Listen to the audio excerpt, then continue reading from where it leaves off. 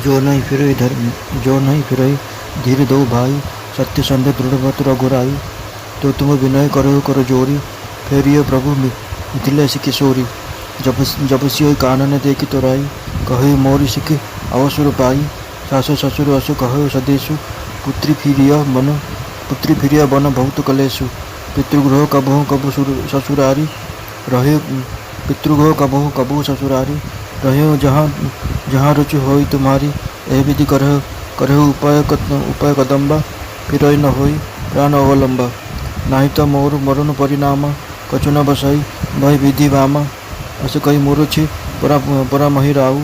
राम लखन सिंह आनी देखाऊ, बाहिर जैसु नाई सिरु। रथवती बेगन बनाई, गयो जहाँ बाहर नगर। सिया सहित दो भाई, तब सुमंत्र नृप वचन सुहाए। करि विनती रथ राम चढ़ाए।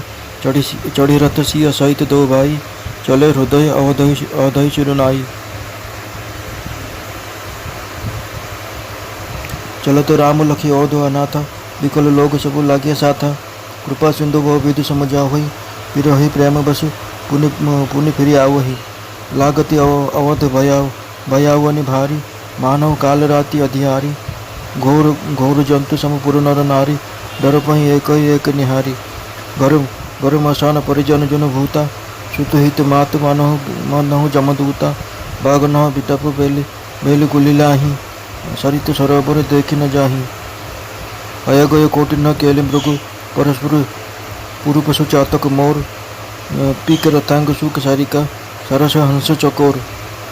राम वियोग विकल सब ठाड़े, जहाँ तहाँ मनाहो चित्र लिखिबा काढ़े। नगर सफल बनु गहबर भारी, खगमग विपुल सकल नर नारी। विधि कई किरातिनि कीन्ही, जय दह दुसहु दिशि दीन्ही। सही न सके रघुबर विरहागी, चले लोग सब व्याकुल भागी। सबहि विचारु किन मन माही, राम लखन सिय बिनु सुख नाही। जहाँ राम तहाँ सबु समाजु, बिनु रघुबीर अवध नहीं काजू।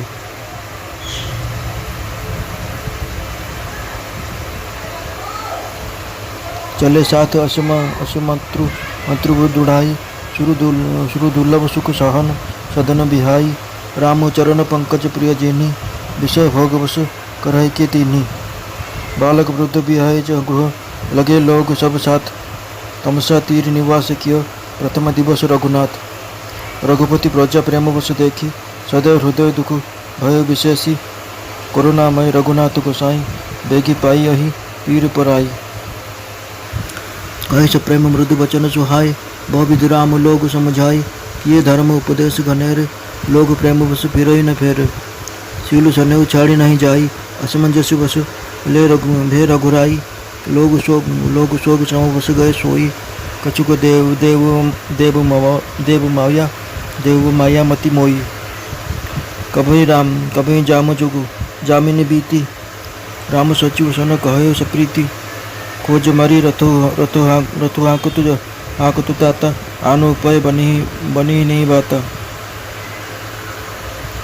राम लखन सिय जान चढ़ी, शंभु चरण सिरु नाई। सचिव चलायु तुरत रथु, इतु खोज दुराई।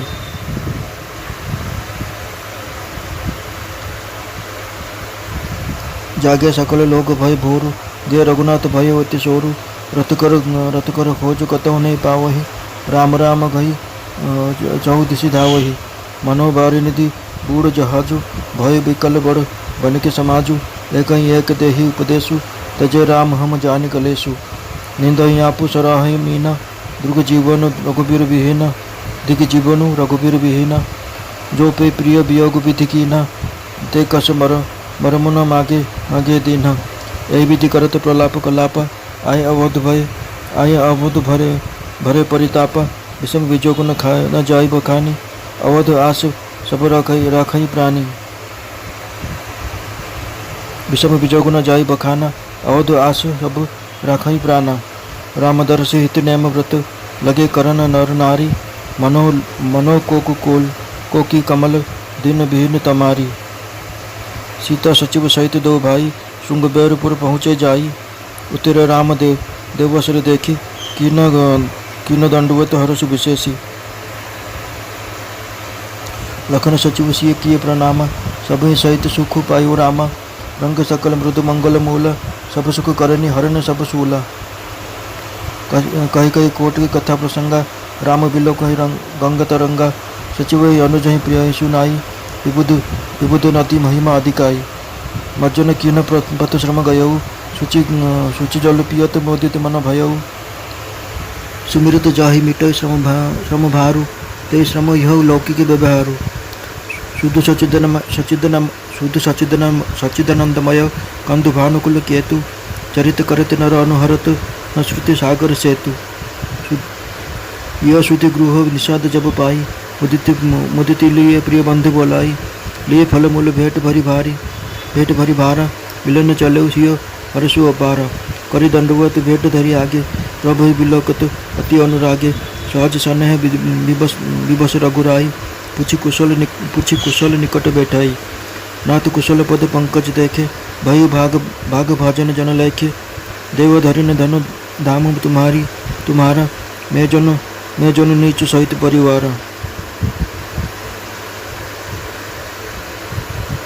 कृपा करिय पुरधारिय पाऊ, तापिय जनु सब लोग लिहाऊ। कहितु सत्य सब सुखा सुजाना, मोहिदीन पीतु आयसु आना। वर्ष चारि दश बासु बन, मुनिव्रत बेसु आहारू। राम बासन नहीं उचित सुनी, गुहय भयो दुख भारू। राम लखन सिय रूप निहारी, कहे सप्रेम ब्राह्मण नर नारी। ते पितु मातु कहो सखी कैसे, जिन पठाए बन बालक ऐसे। एक कहे भल नुपति कीना, लोयन लाहुल हमई विधि दीना। तब निषादपति भय अनुमाना, तरु शिष्यप मनोहर जाना।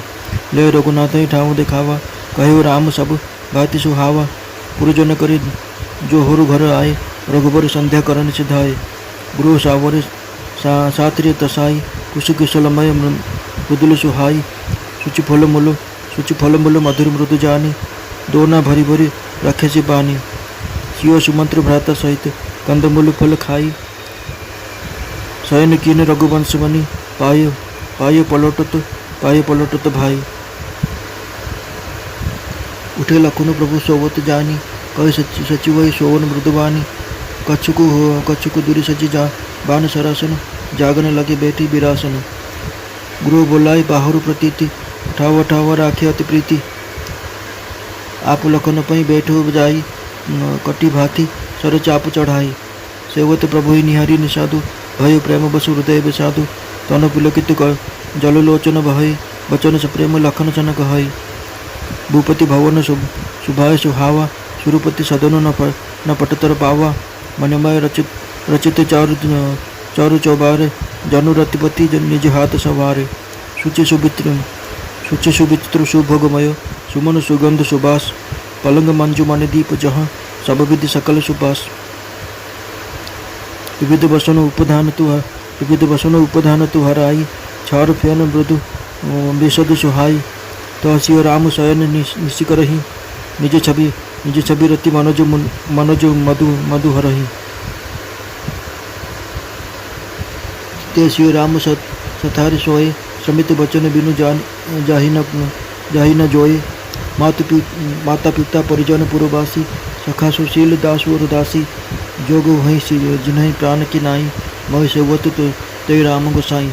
पिता जनक जग विदित प्रभाव, ससुर सुरेश सखा रघुराऊ। रामचंद्र पति सो वैदेही, सोवत मही विधि बामन के। सिय रघुवीर की जान कानन जोगु, कर्म प्रधान सत्य को लोगु। कई नंदिनी मंदमती, कठिन कुटिल बल कीन्ह। जय रघुनंदन जानकी, सुख असुर दुख दीन। भय दिनकर कुल विटपी कुठारी, कुमति गिना सब विप्र दुखारी। भय विषद निषाद भारी, राम सिय मही शयन निहारी। बोले लखन मदन मृदुबानी, ज्ञान विज्ञान भगति रससानी। काहू न को सुख दुख कर दाता, निज कृत कर्म भोग सब भ्राता। जोग विजोग भोग बल बंदा, हित अनहित मध्यम भ्रम फंदा। जन्म मरुन कहीं जन्म मरण कह लगे जस जालू, संपत्ति विपत्ति कर्म और कालू। धरिन दाम धनपुर परिवारू, सरग नर को जहाँ लगी व्यवहारू। देखिए सुनिया गुनिया मन माही, मोहमूल परमार्थ नाही। सपने होई भिखारी नुप, रंको नाकपति होई। जागे लाभु न हानि कछु, तिमी प्रपंच जियो जोई। अस विचारी नहीं कर कीजियो रोसु, काहोई बाद न दइयो दोसु। मोह निशा सब सोव निहारी, देखिए सपना अनेक प्रकार। मोह निशा सब सोह निवार, देखिए सपना अनेक प्रकार। यही जग जामिनी जागहि जोगी, परमारथी प्रपंच वियोगी। जानिए तब जाव जीव जस जागा, जब सब विषय विलास विरागा। होई विवेक मोह भ्रम भागा, तब रघुनाथ चरण अनुरागा। सखा परम परमार्थ एहु, मन क्रम बचन राम पद नेहु। राम ब्रह्म परमार्थ रूपा, अभिगत अलख अनादि अनूपा। सकल विकार रहित गत भेदा, कही नीति नेति निरूपहि भेदा। भगत भूमि भूसर सुरभि, सुरहित लागी कृपाल। करत चरित धरि मनुज तनु, सुनत मिटहि जग जाल। सखा समुझि असि परिहरि मोहु, सिय रघुवीर चरण रत होहु। कहत राम गुण भास बिनुसारा, जागे जग मंगल सुखदारा। सकल सोच करि राम नहावा, सुचि सुजान बट छाई मगावा। क्षीर मगावा अनुज सहित श्री जटा बनाए, देखे सुमंत्र नयन जल छाए। हृदय दाहुअति बदन मलिना, कह कर जोरी बचन अति दीना। नाथ कहे वसु कौशल नाथ, ले रथ जाहु राम के साथ। बनु दिखाई सुरसरी अनहुआई, आनहु फेरी बेगी दो भाई। लखनु राम सी अनहु फेरी, संशय सकल संकोचन बेरी। नृप से कहे गोसाई जस, कहे करो बलि सोई। करी बिनती पाए परहु, दिन बाल जिमि रोई। तात कृपा करी काजियो सोई, जाते वध अनाथ न होई। मंत्री राम उठाई प्रबोधा, तात धर्म मतु तुम सब शोधा। शिवि दधिच हरिचंद नरेशा, सहाय धर्म हित कोटि कलेसा। रंति देववत बलि भूप सुजाना, धर्म धरेउ सही संकट नाना। धर्म न दूसर सत्य समाना, आगम निगम पुराण बखाना। मैं सोई धर्म सुलभ करि पावा, तजे तिहु पुरु अपजस छावा। संभावित को अपजस लाहु, मरण कोट सम दारुण दाहु। तुम सन तात बहुत का कहो, दियो उतर फिरी पातक लहु। पीतु बद कही कोटि नति, विनय करब कर जोरी। चिंता कवनिहु जात बात कही, तात करिय जनि मोरी। तुम पुण्य पितु सम अति हित मोरे, विनती करो तात कर जोरे। सब विधि सोई कर्तव्य तुम्हारे, दुख न पावो पितु सोच हमारे। सुनि रघुनाथ सचिव संवादु, भय सपरिजन विकल निषादु। पुनि कछु लखन कही कटुबानी, प्रभु बरजे बड़ अनुचित जानी। सकृति राम निजे शपथ दिवाई, लखन संदेशु कहिए जनि जाई। लखन संदेश कहिए जनि जाई, कह सुमंत्र पुण्य भूप संदेशु। सही न सकई सिय विपिन कलेशु। कही विधि अवध आव फिर सिया, सोई रघुबर ही तुम्हें करनीय। न तोरि निपट अलवम्ब निविहीना, मैं न जियब जिमि जल बिनु मीना। मई के ससुर सकल सुख, जब जहाँ मन मान। तहीं तब रहे सुख्यन सिय, जब लगी विपत्ति बिहान। बिनती भूप किन कई भांति, आरती प्रीति न सो कही जाती। पितु संदेश सुनि कृपा निधान, यही दीन सिख कोटि निधान। सास ससुर गुरु प्रिय परिवारु, फिरो न सब कर मिटे खमारू। सुनि पति वचन कहाई विदेही, सुनहु प्राणवती परम सनहि। प्रभु करुणामय परम विवेकी, तनु तज रहती छाह किमि जो छै की। प्रभा जाई कह बान बिहाई, कह चंद्रिका चंदुक तज जाई। पति प्रेममय विनय सुहाई, कहती सचिव सन गिरा सुहाई। तुम पितु ससुर सरिषि हितकारी, उतुर देव फिरी अनुचित भारी। आरती बस सनमुख भयऊ, बिलोगन मानव तात। आरज सुत पद कमल बिनु, बादी जहाँ लगी नाथ।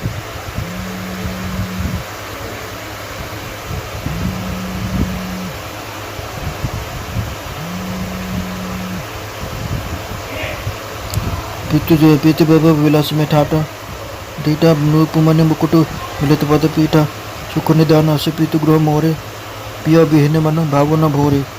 ससुर चकुहई कौशल राउ, भुवन चारि दश प्रगट प्रभाव। आगे होय जही जही सुरपति लई, आराध्य सिंहासन आसन देहि। ससुर तदुषु अवधि निवासु, प्रिय परिवरु मातु सम सासु। बिनु रघुपति पद परम परागा, मोहि कहु सपने सुखद न लागा।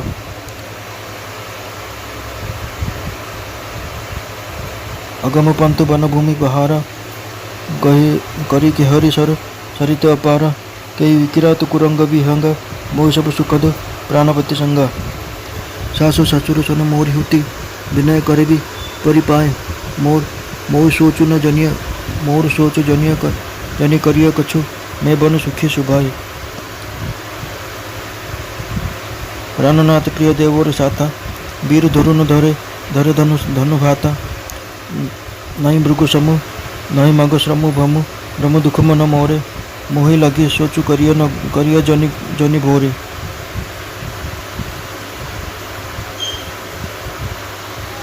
सुनि सुमंत्री सिय, से दुई भाई होउछन्ति धैर्यवान, पुणी रघुनाथ होउछन्ति सत्य प्रतिज्ञा दृढ़व्रत। यही कारण जदि से फेरी न आसती, तेबे तुम्हें हाथ जोड़ी विनती करी कहब, हे प्रभु अंततः जनक कुमार सीता को हेले फेराई दिंतु। जदि सीता बण देखि भय करती, तेबे से सुजोग नहीं मु कहिछि बोली जणाइब।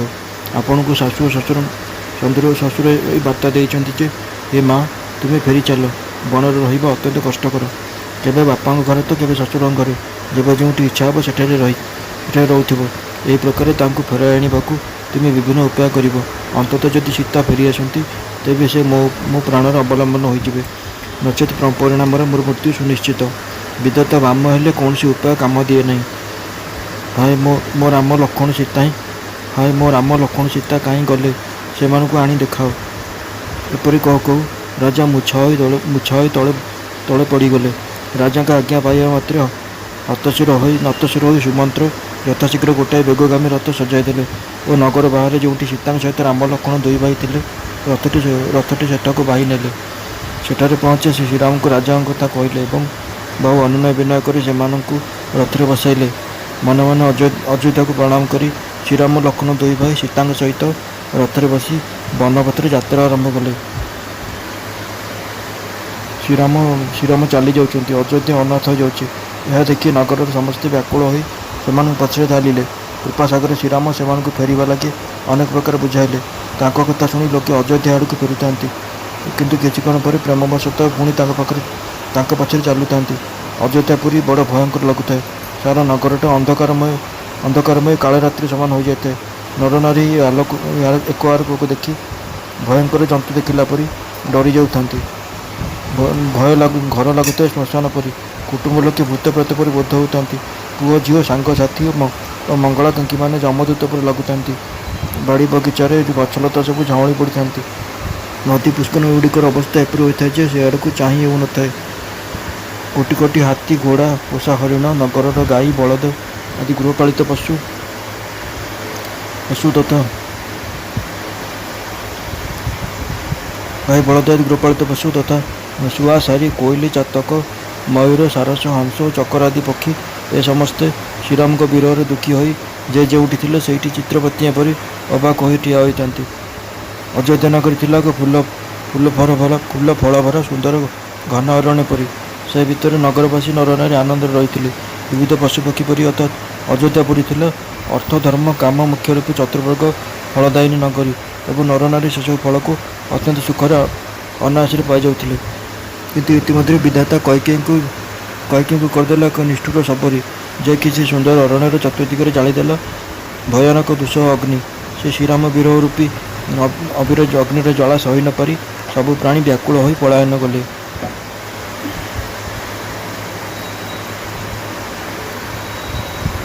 ସମସ୍ତେ ମନେ ମନେ ବିଚାର କଲେ, ଶ୍ରୀରାମ ଲକ୍ଷ୍ମଣ ସୀତାଙ୍କ ବିନା ସୁଖ ନାହିଁ।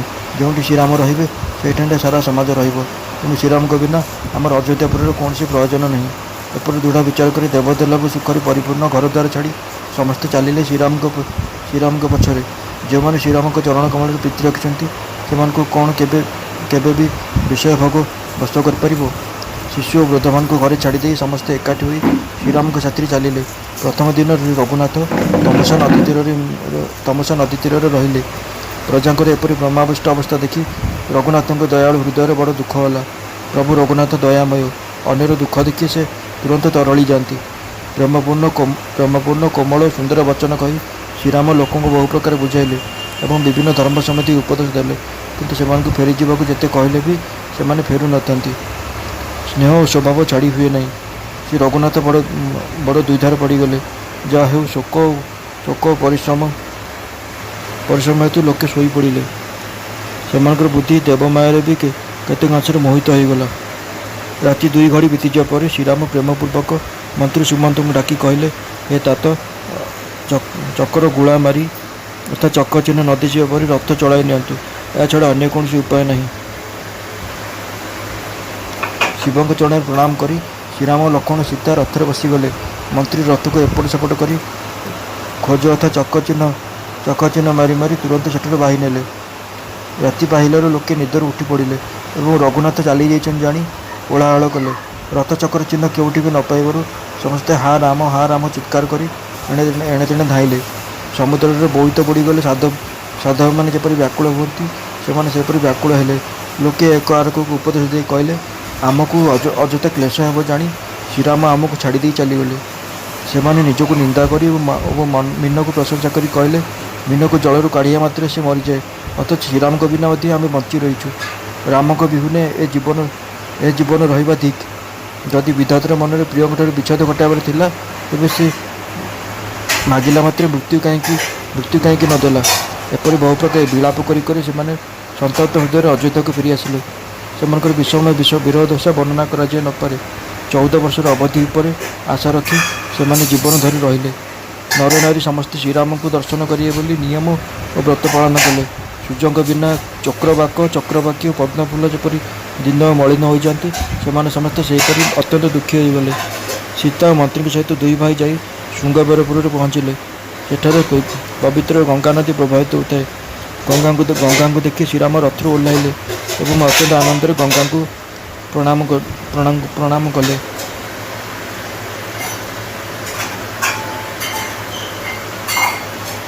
ଲକ୍ଷ୍ମଣ ସୁମନ୍ତ୍ର ସୀତା ଗଙ୍ଗାଙ୍କୁ ପ୍ରଣାମ କଲେ। ଶ୍ରୀରାମଙ୍କ ସମେତ ସମସ୍ତେ ଆନନ୍ଦିତ ହେଲେ। ଗଙ୍ଗା ହେଉଛନ୍ତି ସମସ୍ତ ଆନନ୍ଦର ଓ ମଙ୍ଗଳର ମୂଳ। ସେ ହେଉଛନ୍ତି ସର୍ବସୁଖଦାୟିନୀ ଓ ସର୍ବକ୍ଲେଶ ବିନାଶିନୀ। ଗଙ୍ଗାଙ୍କ ବିଷୟରେ ଅନେକ କଥା ଓ ପ୍ରସଙ୍ଗ କହି ଶ୍ରୀରାମ ଗଙ୍ଗାଙ୍କ ତରଙ୍ଗମାଳାକୁ ଚାହିଁ ରହିଲେ। ସେ ମନ୍ତ୍ରୀଙ୍କୁ ଭାଇ ଲକ୍ଷ୍ମଣଙ୍କୁ ଓ ପ୍ରିୟତମ ସୀତାଙ୍କୁ ଦେବନଦୀ ଗଙ୍ଗାଙ୍କର ମହିମା ଶୁଣାଇଲେ। ତାପରେ ସମସ୍ତେ ଗଙ୍ଗାରେ ସ୍ନାନ କଲେ। ତା ଫଳରେ ପଥଶ୍ରମ ଦୂର ହୋଇଗଲା ଏବଂ ଗଙ୍ଗାର ପବିତ୍ର ଜଳ ପାନ କରି ମନ ପ୍ରସନ୍ନ ହୋଇଗଲା। ଯାହାଙ୍କୁ ସ୍ମରଣ କଲେ ବାରମ୍ବାର ଜନ୍ମମୃତ୍ୟୁ ରୂପୀ ଭୟଙ୍କର ଶ୍ରମ ଦୂରୀଭୂତ ହୁଏ। ତାଙ୍କୁ ଶ୍ରମ ଅର୍ଥାତ୍ କ୍ଳାନ୍ତି ଅନୁଭୂତ ହେବା କେବଳ ନରଲୀଳା ମାତ୍ର। ଶୁଦ୍ଧ ପ୍ରକୃତି ଜନ୍ୟ ଦ୍ୱିଗୁଣ ରହିତ ମାୟାତୀତ ଦିବ୍ୟ ମଙ୍ଗଳ ବିଗ୍ରହ ସଚ୍ଚିଦାନନ୍ଦ ସ୍ୱରୂପ ସୂର୍ଯ୍ୟବଂଶର ଧ୍ୱଜା ଭଗବାନ ଶ୍ରୀରାମ ମନୁଷ୍ୟମାନଙ୍କ ପରି ଏଭଳି ଲୀଳା କରନ୍ତି ଯାହାକି ସଂସାର ସାଗରରୁ ପାର ହୋଇଯିବା ନିମନ୍ତେ ସେତୁ ସଦୃଶ। ନିଷାଦରାଜ ଗୃହ ସମ୍ବାଦ ପାଇବା ମାତ୍ରେ ଅତ୍ୟନ୍ତ ଆନନ୍ଦିତ ହୋଇଗଲେ। ସେ ନିଜର ଭାଇ ବନ୍ଧୁ ଓ ପ୍ରିୟଜନଙ୍କୁ ଡକାଇଲେ ଏବଂ ଭେଟି ଦେବା ପାଇଁ ଭାର ଫଳ କନ୍ଦମୂଳ ଧରି ଶ୍ରୀରାମଙ୍କୁ ଦର୍ଶନ କରିବା ନିମନ୍ତେ ଚାଲିଲେ। ତାଙ୍କ ଆନନ୍ଦର ସୀମା ରହିଲା ନାହିଁ। ଦଣ୍ଡବତ ପ୍ରଣାମ କରି ଭେଟି ସାମଗ୍ରୀ ସବୁ ସମ୍ମୁଖରେ ରଖିଦେଇ ସେ ପ୍ରଭୁଙ୍କୁ ପ୍ରେମର ସହିତ ଚାହିଁ ରହିଲେ। ସ୍ୱାଭାବିକ ସ୍ନେହରେ ରଘୁନାଥ ତାଙ୍କୁ ପାଖରେ ବସାଇ କୁଶଳ ସମାଚାର ପଚାରିଲେ। ନିଷାଦରାଜ ଉତ୍ତର ଦେଲେ, ହେ ନାଥ, ଆପଣଙ୍କ ଚରଣକମଳ ଦର୍ଶନରେ ହିଁ ଆମର ସକଳ କୁଶଳ। ଆଜି ମୁଁ ଭାଗ୍ୟବାନ ପୁରୁଷମାନଙ୍କ ମଧ୍ୟରେ ଗଣ୍ୟ ହେଲି। ହେ ପ୍ରଭୁ, ଏ ରାଜ୍ୟ, ଏହି ଧନ ସମ୍ପଦ ଏ ଧନ ସମ୍ପଦ ଏ ଘର ଦ୍ୱାର ସବୁ ଆପଣଙ୍କର। ମୁଁ ତ ସପରିବାର ଆପଣଙ୍କର ସାମାନ୍ୟ ସେବକ ମାତ୍ର। କୃପା କରି ଆମ ପୁରରଥ ଶୃଙ୍ଗାବରପୁରରେ ପଦାର୍ପଣ କରି ଏ ଦାସର ପ୍ରତିଷ୍ଠା ବଢ଼ାନ୍ତୁ। ତା ଫଳରେ ସମସ୍ତେ ମୋ ଭାଗ୍ୟକୁ ପ୍ରଶଂସା କରିବେ। ଶ୍ରୀରାମ କହିଲେ, ହେ ସୂର୍ଯ୍ୟ ସଖା, ତୁମେ ଯାହା କହିଲ ତାହା ସତ୍ୟ, କିନ୍ତୁ ପିତା ମୋତେ ଏକ ଅନ୍ୟ ପ୍ରକାର ଆଜ୍ଞା ଦେଇଛନ୍ତି। ତାଙ୍କ ଆଜ୍ଞା ଅନୁସାରେ ମୋତେ 14 ବର୍ଷ ପର୍ଯ୍ୟନ୍ତ ମୁନିମାନଙ୍କ ବ୍ରତ ବେଶ ଧାରଣ କରି ଏବଂ ମୁନିମାନଙ୍କ ଯଜ୍ଞ ଆହାର କରି ବନରେ ରହିବାକୁ ପଡ଼ିବ। ଗ୍ରାମ ଭିତରେ ରହିବା ମୋ ପକ୍ଷରେ ଉଚିତ ହେବ ନାହିଁ। ଏହା ଶୁଣି ନିଷାଦ ରାଜାଙ୍କୁ ବଡ଼ ଦୁଃଖ ଲାଗିଲା। ରାମ, ଲକ୍ଷ୍ମଣ, ସୀତାଙ୍କ ସୁନ୍ଦର ରୂପ ଦେଖି ଗ୍ରାମର ନରନାରୀ ପରସ୍ପର ପ୍ରେମର ସହିତ ଆଲୋଚନା କରିବାକୁ ଲାଗିଲେ। ଜଣେ ନାରୀ କହିଲା, ହେ ସଖୀ, ଯେଉଁ ବାପା ମା ଏଡ଼େ ସୁନ୍ଦର ସୁକୁମାର ପିଲାମାନଙ୍କୁ ବଣକୁ ପଠାଇ ଦେଲେ, ସେମାନେ କେଡ଼େ ନିଷ୍ଠୁର ହୋଇନଥିବେ ସତେ। ଅନ୍ୟ ଜଣେ କହିଲା, ରାଜା ଭଲ କଲେ, ଏହି ଆଳରେ ଦୈବ ଆମର ନେତ୍ର ସାର୍ଥକ କରିଦେଲା। ସେତେବେଳକୁ ନିଷାଦ ରାଜା ଅନୁମାନ କରିସାରିଥିଲେ ଯେ ଅଶୋକ ଗଛ ତଳଟି ହିଁ ପ୍ରଭୁଙ୍କ ବାସସ୍ଥାନ ନିମନ୍ତେ ସୁନ୍ଦର ହେବ। ସେ ଶ୍ରୀରାମଙ୍କୁ ଡାକି ନେଇ ସେ ସ୍ଥାନଟି ଦେଖାଇଲେ। ଶ୍ରୀରାମ କହିଲେ, ସ୍ଥାନଟି ସବୁ ଦୃଷ୍ଟିରୁ ସୁନ୍ଦର। ଗ୍ରାମବାସୀମାନେ ଜୁହାର ହୋଇ ଯେ ଯାହା ଘରକୁ ଫେରିଲେ ଏବଂ ଶ୍ରୀରାମ ସନ୍ଧ୍ୟା ବନ୍ଦନ କରିବାକୁ ଚାଲିଗଲେ। ଇତିମଧ୍ୟରେ ନିଷାଦ ରାଜ ଅଶୋକ ଗଛ ତଳେ କୁଶ ଓ କୋମଳ ପତ୍ରରେ ସେଜ ସଜାଇ ଦେଲେ। ବାଛି ବାଛି ଭଲ ଭଲ ମଧୁର କୋମଳ ଫଳମୂଳ ଓ ପାଣି ଆଣି ପତ୍ର ଠେଲାମାନଙ୍କରେ ରଖିଦେଲେ। ସୀତା, ସୁମନ୍ତ୍ର ଓ ଭାଇ ଲକ୍ଷ୍ମଣ ସହିତ ବିଭିନ୍ନ କନ୍ଦ ଓ ଫଳମୂଳ ଆହାର କରି ରଘୁକୁଳ ମୁନି ଶ୍ରୀରାମ ଶୟନ କଲେ। ଅନୁଜ ଲକ୍ଷ୍ମଣ ତାଙ୍କ ପାଦ ସେବା କରିବାକୁ ଲାଗିଲେ। କିଛି ସମୟ ପରେ ପ୍ରଭୁ ଶ୍ରୀରାମ ଶୋଇପଡ଼ିଲେଣି ଜାଣି ଲକ୍ଷ୍ମଣ ଉଠିଲେ ଏବଂ ମନ୍ତ୍ରୀ ସୁମନ୍ତ୍ରଙ୍କୁ ଶୋଇପଡ଼ନ୍ତୁ ବୋଲି ଧୀର କଣ୍ଠରେ କହିଦେଇ ନିଜେ କିଛି ଦୂରରେ ବୀରାସନରେ ବସିଗଲେ ଓ ଧନୁର୍ବାଣ ଧରି ପହରା ଦେବାକୁ ଲାଗିଲେ। ନିଷାଦ ରାଜ ବିଶ୍ୱସ୍ତ ପହରାଦାରମାନଙ୍କୁ ଡକାଇ ଅତ୍ୟନ୍ତ ପ୍ରେମର ସହିତ ସେମାନଙ୍କୁ ସ୍ଥାନେ ସ୍ଥାନେ ଜଗାଇ ଦେଲେ ଏବଂ ମୁଁ ନିଜେ କମରରେ ତୁଳୀର ବାନ୍ଧି ଧନୁରେ ବାଣ ଚଢ଼ାଇ ଯାଇ ଲକ୍ଷ୍ମଣଙ୍କ ନିକଟରେ ବସି ପଡ଼ିଲେ। ପ୍ରଭୁ ଭୂଇଁରେ ଶୋଇଥିବାର ଦେଖି ନିଷାଦ ରାଜଙ୍କୁ ପ୍ରେମବଶତଃ ବଡ଼ ଦୁଃଖ ଲାଗିଲା। ତାଙ୍କ ଶରୀର ପୁଲକିତ ହୋଇଗଲା ଏବଂ ନୟନରୁ ପ୍ରେମାଶ୍ରୁ ଝରି ପଡ଼ିଲା। ସେ ପ୍ରେମର ସହିତ ଲକ୍ଷ୍ମଣଙ୍କୁ କହିଲେ, ମହାରାଜ ଦଶରଥଙ୍କ ନଅର ତ ସହଜ ସୁନ୍ଦର, ଇନ୍ଦ୍ରଭୁବନ ମଧ୍ୟ ତା ସହିତ ସମାନ ହେବ ନାହିଁ। ସେଠାରେ ଛାତ ଉପରେ ମଣିରେ ଗଢ଼ା ଚନ୍ଦ୍ରଶାଳାମାନ ରହିଛି। ଦେଖିଲେ ଲାଗେ ସତେ ଯେପରି ସେସବୁକୁ ରତିପତି କାମଦେବ ହୋଇ ନିଜ ହାତରେ ସଜାଇଛନ୍ତି। ସେସବୁ ଚନ୍ଦ୍ରଶାଳା ବଡ଼ ପବିତ୍ର, ବିଚିତ୍ର ଓ ସୁନ୍ଦର ଭୋଗ୍ୟ ବସ୍ତୁରେ ପୂର୍ଣ୍ଣ ଏବଂ ପୁଷ୍ପ ସୁଗନ୍ଧରେ ସୁଶୋଭିତ ହେଉଥିବ। ସେଠାରେ ସୁନ୍ଦର ପଲଙ୍କ ପଡ଼ିଥିବ ତଥା ମଣିଗୁଡ଼ିକ ଦୀପ ପରି ଆଲୋକ ପ୍ରଦାନ କରୁଥିବ। ସେ ସ୍ଥାନ ସକଳ ପ୍ରକାର ଆରାମଦାୟକ ହୋଇଥିବ। ସେଠାରେ ଶେଯରେ ବିଛାଇବା ପାଇଁ ଓ ଘୋଡ଼ାଇବା ପାଇଁ ଅନେକ ପ୍ରକାର ଚଦର ଓ ଦୁଗ୍ଧଫେଣ ପରି ଯେଉଁ ଧଳା କୋମଳ ଗଦି, ତକିଆ ପ୍ରଭୃତି ପଡ଼ିଥିବ, ସେସବୁ ଅତି ନିର୍ମଳ ଓ ସୁନ୍ଦର ହୋଇଥିବ। ମାତା ସୀତା ଓ ଶ୍ରୀରାମ ରାତିରେ ସେହିପରି ଚନ୍ଦ୍ରଶାଳାରେ ଶୋଉଥିଲେ ଏବଂ ନିଜର ଶୋଭାରେ ରତି ଓ କାମଦେବଙ୍କୁ ଗର୍ବକୁ ହରଣ କରୁଥିଲେ।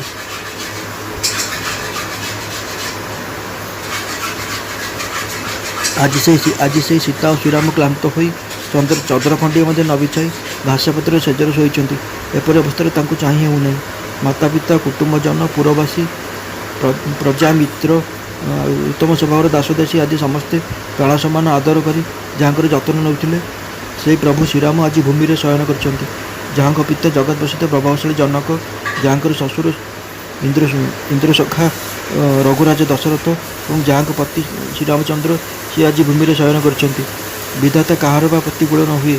ସୀତା ଓ ଶ୍ରୀରାମ କ'ଣ ବନବାସ କରିବାକୁ ଯୋଗ୍ୟ? ଲୋକେ ସତରେ କହନ୍ତି ଭାଗ୍ୟ ହିଁ ପ୍ରଧାନ।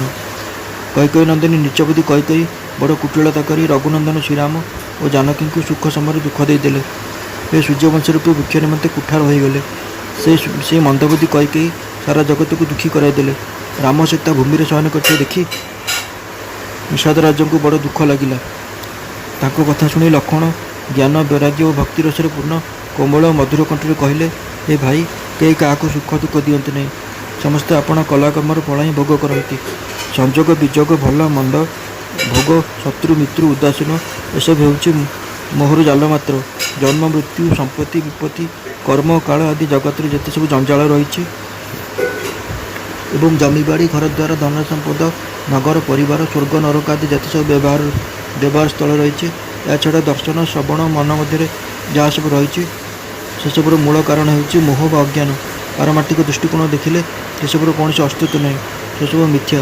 ସ୍ୱପ୍ନରେ ରାଜା ଭିକାରୀ ହୋଇଯାଏ ଓ କାଙ୍ଗାଳ ସ୍ୱର୍ଗପତି ଇନ୍ଦ୍ର ହୋଇଯାଏ, କିନ୍ତୁ ଜାଗ୍ରତ ହେବା ପରେ କ୍ଷତି କି ଲାଭ କିଛି ରହେ ନାହିଁ। ଏ ଦୃଶ୍ୟ ପ୍ରପଞ୍ଚକୁ ମଧ୍ୟ ଠିକ୍ ସେହିପରି ବୁଝିବାକୁ ହେବ। एपरि विचार करी क्रोध करवा उचित नुहे कि क्या वृथा दोष देवा उचित नुहे। समस्ते मोहरूपी रात्रि शोइछन्ति एवं से शयन अवस्था नाना प्रकार स्वप्न देखा जाउछि। पारमार्थिकवादी और माया प्रपंच मुक्त योगी मैंने ये जगत रूपी रात्रि जाग्रत रुहति। जितेबाला जीव मन में सकल भोगविलास प्रति वैराग्य आसीजाए से से जाग्रत रही बुझा कह। विवेक उदय होगले मोहरूपी भ्रम दूर हो जाए। से अज्ञान नाश हो श्री रघुनाथ चरण प्रेम जाग्रत हुए। हे बंधु मन वचन और कर्म श्रीराम चरण प्रेम जाग्रत होगा ही सर्वश्रेष्ठ परमार्थ। श्रीराम होती परमार्थ स्वरूप परम ब्रह्म। से अभिगत अर्थात ज्ञान अगोचर, अलक्ष्य अर्थात स्थूल दृष्टि अगोचर, अनादि अनुपम अविकार अर्थात सकल विकार रहित एवं गत भेद अर्थात भेद शून्य। वेदगण नित्य नीति कही निरूपण करती। से कृपाल श्रीराम भक्त पृथ्वी ब्राह्मण गो जाति और देवता मान हित निमंते मनुष्य शरीर धारण कर विभिन्न लीला करती। से सब लीला श्रवण कले जगतर बंधन तुटी जाए। हे सखा ए हृदयंगम करी मोह त्याग कर श्रीराम श्री सीताराम चरण में प्रेम रख। एपरि भाव श्रीराम को गुण कहू कहू प्रभात होगला। जगतर मंगलकारी सुखदात श्रीराम जाग्रत हेले। शौचादि नित्यकर्म शेष कर नित्य पवित्र और शुद्ध श्रीराम स्नान कले। तापर से बर गचर क्षीर मगाइले। से क्षीर में सान भाई लक्ष्मण और श्रीराम निज निज मस्तक जटा बांधिले। यह देखिए सुमंत्र नेत्र अश्रु छलछल होगला। हृदय अत्यंत शोक संतप्त होगला। मुख मलिन पड़गला। से हाथ जोड़ी अत्यंत दिन भाव कहले, हे नाथ मते कौशलनाथ दशरथ आज्ञा देते तुम्हें रथ नहीं श्रीराम को साथी जाओ। वन देखाई दे गंगा स्नान कराइबा पर दुई भाई को फेराई आनिब। सकल संशय और संकोच दूर कर श्रीराम लक्ष्मण और सीता को फेराई आनिब। मु सत कहूँ महाराज यहीपरि कहते। बर्तमान प्रभु जेपरि कहे मुझेपरि करी। एपरि विनती कर श्रीराम को चरण में लोटी शिशुपरि कांदिले। से आहरी कहले, हे प्रभु अयोध्या जेपरि अनाथ हो नजीव कृपा करी ताहा ही करंतु। श्रीराम मंत्री को उठाई धैर्यर सहित बुझाई कहले, हे तात आपण तो धर्मर सकल सिद्धांत भल भाव जानी। राजा शिवी दधीची और राजा हरिश्चंद्र धर्म निमंते बहु कष्ट सही। बुद्धिमान राजा रंतिदेव और बलि बहु संकट सह्य कर धर्म दृढ़ रही। वेद शास्त्र पुराण कहुए सत्य परि आ धर्म नहीं। मुझे धर्म को सहजरे लाभ करी। मुझे सत्यरूपी धर्म त्याग करदेवी तेज तीन लोकर अपचेष व्यापीज। प्रतिष्ठित पुरुष निमंते अपचेष हो कोटि मृत्युतुल्य भीषण संतापदायक। हे तात मुझे को अधिक कौन कहि। वयोज्येष्ठ मान सम्मुखें अधिक उत्तर देले पाप हेब। आपण जाई पिता पाद धरी नमस्कार करी कर जोड़ी विनती करेंगे जे से मो विषय कौन चिंता करंतु नहीं। आपण मध्य मो पिता परी मोर परम हितैषी। मो कर जोड़ी आपन को विनती करुछि जे पिता जेपरि आम मान चिंतार दुख न पाती से भाई व्यवस्था करवा आपणकर प्रधान कर्तव्य, आपणकर भी कर्तव्य। श्री रघुनाथ और सुमंत्र संवाद शुणी निषादराज सकुटुंबी व्याकुल हो उठिले। तापर लक्ष्मण किसी कटु कथा कहले जेपरि कहवा अनुचित बोली अनुभव करी श्रीराम तांको बारण कले। श्रीराम नम्र होई निजर राणा पकई सुमंत्र कहले, आपण गले लक्ष्मणकर एसबू कथा सेठार आदौ कहे ना। एथर सुमंत्र राजा सन्देश जन कहले, महाराज कहते सीता वनाक्लेश सहीपर ना।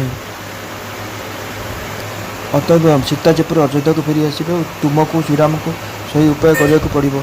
नचे जल बिना माछ जेपरी बंची रही पारे ना मुझेपरी सहाय बिना बंची रही पारे ना। सीता तो पित्रालय और ससुरालय उभय स्थान सब दृष्टि सुखप्रद। यह विपत्ति दूर नहला पर्यंत ये दुई स्थान मध्य से जितेबाला जो इच्छा करेंगे सेठारे रहीपर। राजा जेपरी दैन्य प्रेमर सहित विनती कर भाषा कहीपर ना। कृपानिधन श्रीराम पिता सन्देश शुणी सीता को अनेक प्रकार बुझाई कहले, तुम्हें जदि घर को फेरीज तेज शाशु शशुर गुरुजन कुटुंब लोक समस्त चिंता दूर हो। पति वचन शुणी जानकी कहले, हे प्राणपति हे परम स्नेही शुणु। हे प्रभु आपण करुणामय और परम ज्ञानी, कृपा कर विचार करंतु तो छाया केबे काया को छाड़ी रही पारिबो कि? सूर्य प्रभा सूर्य को छाड़ी अन्य क्यों जापर कि? चंद्र किरण चंद्र को छाड़ी जापर कि? पति को एपरी ब्रह्ममयी विनती शुणाई ସୀତା ମନ୍ତ୍ରୀଙ୍କୁ ସୁନ୍ଦର ଭାବରେ ବୁଝାଇ କହିଲେ, ମୋ ପିତା ଓ ଶ୍ୱଶୁରଙ୍କ ପରି ଆପଣ ମଧ୍ୟ ମୋର ହିତକାଂକ୍ଷୀ। ଆପଣଙ୍କ କଥା ଉପରେ ଉତ୍ତର ଦେବା ମୋ ପକ୍ଷରେ ଅତ୍ୟନ୍ତ ଅନୁଚିତ। କିନ୍ତୁ ହେ ଦାତ, ମୁଁ ଆର୍ତ୍ତ ହୋଇ ଆଜି ଆପଣଙ୍କ ସମ୍ମୁଖରେ ଭରସା କରି ଆପଣଙ୍କ ସମ୍ମୁଖରେ କହୁଛି, ଆପଣ କିଛି ଖରାପ ଭାବିବେ ନାହିଁ। ଜଗତରେ ମୋର ଅନ୍ୟ ଯେତେ ସବୁ ସମ୍ବନ୍ଧ ରହିଛି, ମୋ ସ୍ୱାମୀଙ୍କ ଚରଣ କମଳ ବିନା ସେସବୁ ମୋ ପାଇଁ ଅର୍ଥହୀନ। ମୁଁ ମୋ ପିତାଙ୍କ ଐଶ୍ୱର୍ଯ୍ୟ ଦେଖିଛି। ତାଙ୍କ ପାଦପୀଠରେ କୃପାମଣିମାନଙ୍କର ମୁକୁଟ ଆନିତ ହୁଏ। ସେମାନେ ତାଙ୍କୁ ପ୍ରଣାମ କରନ୍ତି। ମୋର ସେହି ପିତୃଗୃହ ସକଳ ପ୍ରକାର ସୁଖର ଭଣ୍ଡାର ହୋଇଥିଲେ ବି ମୋ ପତିଙ୍କ ବିନା ମୋତେ ତାହା ଭୁଲରେ ବି ଭଲ ଲାଗେ ନାହିଁ। ମୋର ଶ୍ୱଶୁର କୌଶଳ ରାଜ ହେଉଛନ୍ତି ଚକ୍ରବର୍ତ୍ତୀ ସମ୍ରାଟ। ତାଙ୍କର ପ୍ରଭାବ 14 ଭୁବନରେ ବିଖ୍ୟାତ। ଇନ୍ଦ୍ର ମଧ୍ୟ ଆଗେଇ ଆସି ତାଙ୍କୁ ସ୍ୱାଗତ କରନ୍ତି ଏବଂ ତାଙ୍କ ବସିବା ପାଇଁ ନିଜ ସିଂହାସନ ଛାଡ଼ି ଦିଅନ୍ତି। ଏପରି ଐଶ୍ୱର୍ଯ୍ୟ ଓ ପ୍ରଭାବଶାଳୀ ଶ୍ୱଶୁର, ତାଙ୍କ ରାଜଧାନୀ ଅଯୋଧ୍ୟାରେ ନିବାସ, ପ୍ରିୟ କୁଟୁମ୍ବଜନ ଓ ମା ସମାନ ଶାଶୁମାନେ, ଏମାନେ କେହି ମଧ୍ୟ ସେ ରଘୁନାଥଙ୍କ ଚରଣକମଳ ରଜ ବିନା ମୋତେ ସ୍ୱପ୍ନରେ ବି ସୁଖଦାୟକ ବୋଧ ହୁଅନ୍ତି ନାହିଁ। ପ୍ରାଣପତିଙ୍କ ସାଥିରେ ରହିଥିଲେ ଦୁର୍ଗମ ପଥ, ବନଭୂମି, ପାହାଡ଼, ଅଗାଧ ଜଳପୂର୍ଣ୍ଣ ନଦୀ ଓ ପୁଷ୍କରିଣୀ, କୋଲ୍ହ, ବିଲ, ହାତୀ, ସିଂହ, ହରିଣ ଓ ପକ୍ଷୀ ସବୁକିଛି ମୋ ପାଇଁ ସୁଖପ୍ରଦ ହେବ। ତେଣୁ ଶାଶୁ ଶ୍ୱଶୁରଙ୍କ ପାଦରେ ପଡ଼ି ମୋ ପକ୍ଷରେ ବିନତି ଜଣାଇବ ଯେ ସେମାନେ ମୋ ପାଇଁ କିଛି ଚିନ୍ତା କରିବେ ନାହିଁ। ମୁଁ ବନରେ ସୌଭାଗ୍ୟ ଭାବରେ ସୁଖରେ ରହିଛି ବୋଲି ଜାଣିବେ। ବୀରମାନଙ୍କ ମଧ୍ୟରେ ଅଗ୍ରଗଣ୍ୟ ତଥା ଧନୁ ଓ ବାଣପୂର୍ଣ୍ଣ ତୁଣୀର ଧାରଣ କରିଥିବା ମୋର ପ୍ରାଣନାଥ ଏବଂ ପ୍ରିୟ ଦିଅର ମୋ ସାଥିରେ ଅଛନ୍ତି। ତେଣୁ ମୁଁ ପଥକ୍ଳାନ୍ତି ଅନୁଭବ କରୁନାହିଁ କି ମୋ ମନରେ କୌଣସି ଭ୍ରମ ନାହିଁ କି ମୋର କୌଣସି ଦୁଃଖ ମଧ୍ୟ ନାହିଁ। ମୋ ପାଇଁ ଭୁଲରେ ବି ଚିନ୍ତା କରିବେ ନାହିଁ। ସୀତାଙ୍କର ଏପରି ଶାନ୍ତ ଶୀତଳ ବଚନ ଶୁଣି ସୁମନ୍ତ୍ର ମଣି ହରାଇଥିବା ସର୍ପ ପରି ବ୍ୟାକୁଳ ହୋଇ ଉଠିଲେ। ତାଙ୍କ ଆଖିକୁ କିଛି ଦିଶିଲା ନାହିଁ କି କାନକୁ କିଛି ଶୁଭିଲା ନାହିଁ।